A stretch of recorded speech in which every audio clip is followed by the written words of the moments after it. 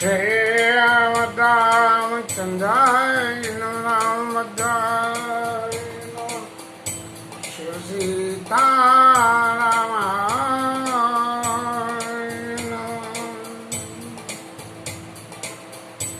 सावन के इस पहले सोमवार पे आज बाबा भोलेनाथ की जो कथा प्रसंग चल रहा था उसको विश्राम देते हुए आज बाबा भोलेनाथ की थोड़ी सी वंदना करके इस प्रकरण को विश्राम करेंगे।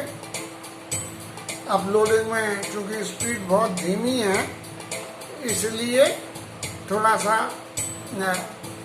ये अपलोड होने में समय लग जाता है, फिर इधर स्पेस भर जाती है फ़ोन में, इसलिए थोड़ी सी समस्या रहती है। जब तक कोई ऑल्टरनेट व्यवस्था नहीं होती है तब तक कुछ न कुछ इंतजाम करके तो चलना ही पड़ेगा। YouTube पे आज मैंने दर्शन किए थे, प्रेमभूषण जी महाराज के नीचे अनिल कुमार की कथा लग रही थी, उससे लगा कि ठाकुर जी कुछ न कुछ पब्लिसिटी तो इस कथा की कर ही रहे हैं। बाकी तो जैसी उनकी इच्छा हो जैसा करें, मेरे को तो सब मंजूर है, क्योंकि भगवान के गुणगान करते हुए ही ये जीवन पूर्ण हो जाए इस कामना से ही ये आयोजन करा गया है। बाकी तो ठाकुर जी की इच्छा है। कर्पूर गौरम करुणावतारम संसार सारम भुजगेन्द्रहारम सदा वसंतम हृदयारविंदे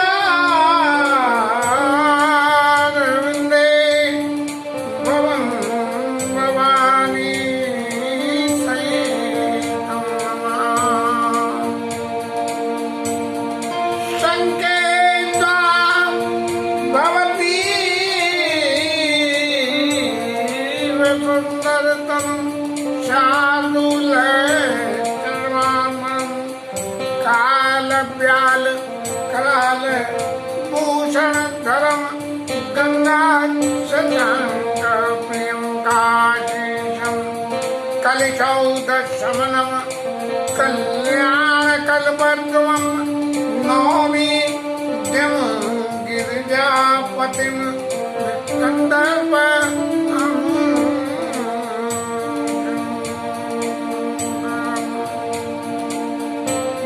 ददाति सत्तां शम्भु कैवल्यमपि सुदुर्लभान् कलानां दण्डकतद्योऽसौ शङ्कर स्वनेतनोतु एव शङ्कर भगवान् की जय। जय रामचन्द्र की जय। जय सीताराम।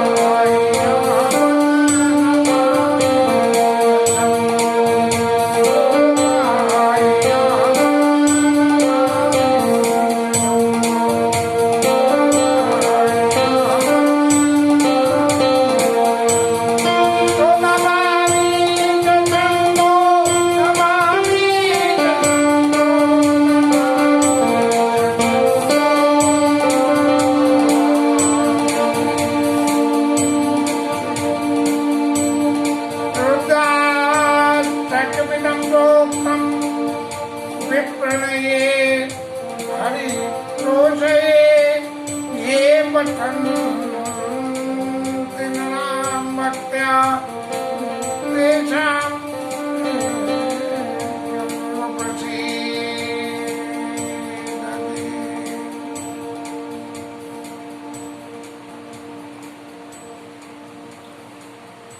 रामचरितमानस में काकभूषुंड जी ने जब ब्राह्मण शरीर रख के और ठाकुर जी की महादेव जी की भक्ति करी और उनको एक वैदिक ब्राह्मण जो शिव जी के अनन्य भक्त थे,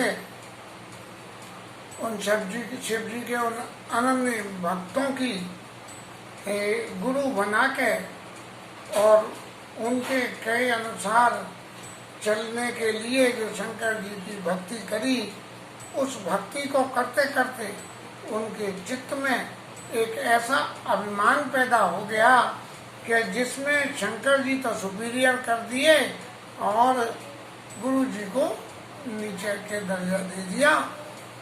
अब गुरु जो है, गुरु ब्रह्मा गुरु विष्णु की स्थिति है। गुरु जो है ब्रह्मा से भी ऊपर है, विष्णु से भी ऊपर है।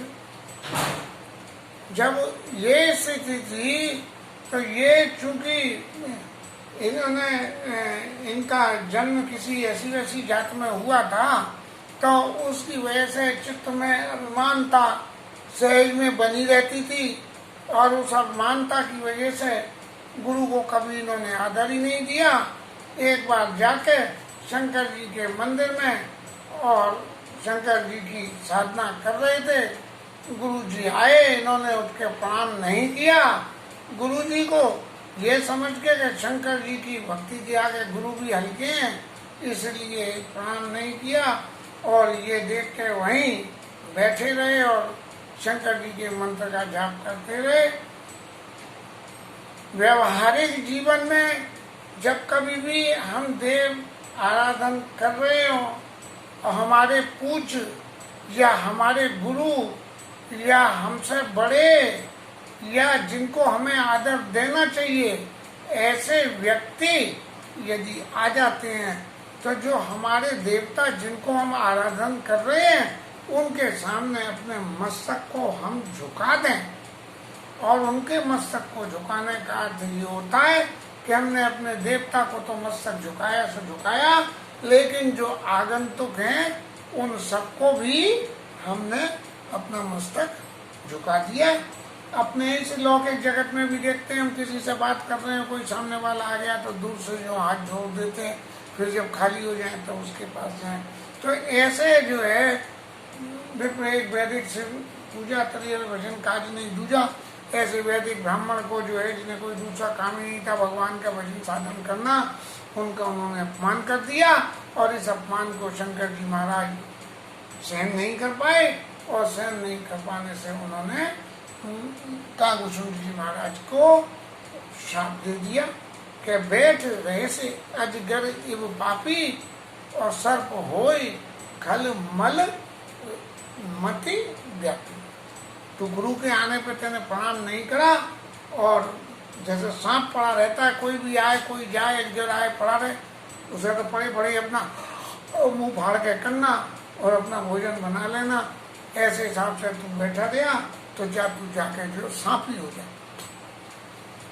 ये शाप दे दिया और ये शाप देने के बाद में, क्योंकि गुरु जी बड़े सुहृद थे, गुरु का सहज स्वभाव भी कल जो वर्णन किया था सहज ही होता है और शिष्य के प्रति जो अनुराग होता है, वो क्या चौपाई थी, शिष्य के प्रति जो अनुराग होता है, क्या उस वक्त याद नहीं आ रही, शिष्य के प्रति जो अनुराग होता है कि सरल वाणी बोलते हैं, उनकी हितकर बोलते हैं, मधुर वाणी बोलते हैं, ऐसी वाणी को भी सुनते हुए काकभूषुंड जी के मन में अभिमान आ गया कि मैं तो बहुत बड़ा भक्त हूँ और महादेव जी की भक्ति करने से पार हो जाएगा। गुरु जी को यदि मैं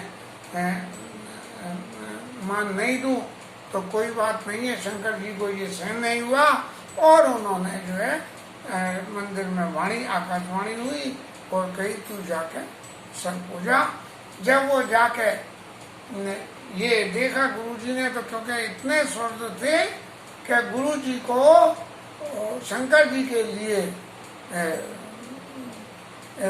शंकर जी को ये प्रार्थना करनी पड़ी, और उन्होंने कहा तब माया बस जीव जड़ा, और संतत फिर ही बुलान, तेई पर क्रोध न करिए प्रभु, और दीन बंधु भगवान। आपकी माया के वशीभूत होके ये जीव तो इधर उधर घूमता चक्कर खाता ही रहता है, इसलिए इस चक्कर खाते हुए जीव के ऊपर में आपको क्रोध नहीं करना चाहिए। ये अज्ञानी है, इसकी तरफ से मैं आपसे, क्योंकि मैं गुरु हूँ और ये शिष्य है, और हरई शिष्य धन शोक न हरई, सो गुरु घोर नरक में पड़ई। जो शिष्य का धन तो हरण कर ले, लेकिन उसके शोक का हरण न करे, ऐसा गुरु तो नरक में चला जाता है। लेकिन ये तो वैदिक ब्राह्मण थे, इसलिए शंकर जी की बहुत प्रार्थना करना, यही कर होई परम कल्याणा, सोई करो कुछ कृपा निधाना। इसका परम कल्याण हो ऐसा आप कुछ करिए। और इस करने के लिए शंकर जी ने प्रसन्न होकर उनकी भक्ति से और वरदान दिया कि ये जो भी शरीर रखेंगे उस एक बैठ रहे 1000 जन्म सर्प के मिलेंगे इन्हें। सर्प की तो उम्र वैसे ही हजारों साल में होती है, उसमें भी 1000 जन्म और मिलेंगे। जब 1000 जन्म मिलेंगे तब क्या हाल होगा, इस जीव का कल्याण कैसा होगा, ऐसा समझ के जब फिर शंकर जी ने कही कि इसके लिए, इनके कल्याण के लिए ये जो है, चूंकि आप मेरे से कह रहे हो, इसलिए मैं इसके लिए सेवा आशीर्वाद कहता हूँ कि ये जो कोई भी शरीर रखेगा उसे 1000 साल में उन सबसे इसको शरीर के बदलते लेते देते जो तकलीफ होती है वो इसको कुछ नहीं होगी। उसी दौरान में ये नमामि शमीशान निर्वाण रूपम जो प्रार्थना गुरु जी ने शंकर जी के मंदिर में करी, और उससे प्रसन्न होकर शंकर जी ने जो वरदान दिया और कागभूषण जी की सदगति हुई है। इस प्रसंग की व्याख्या के साथ आज की ये कथा समापन करते हैं। हालांकि कथा तो बहुत लंबी है, अब करने में थोड़ा सा संकोच सा ही है। आज भगवान की इच्छा जैसी भी है, जो भी कुछ है वो अपने तो सिर माथे है, फिर जैसा वक्त बनेगा फिर करेंगे। थोड़ी देर हरि नाम कीर्तन।